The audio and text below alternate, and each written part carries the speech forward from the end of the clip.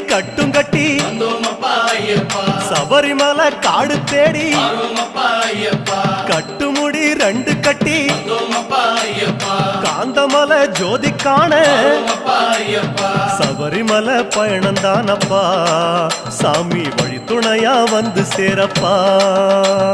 சபரிமலை பயணந்தானப்பா சாமி வழி துணையா வந்து சேரப்பா குருசாமி கால தொட்டு கூடி ஒரு சரணமிட்டு புலியேறும் பொன நினைச்சு புல்லரிக்க சரணமிட்டு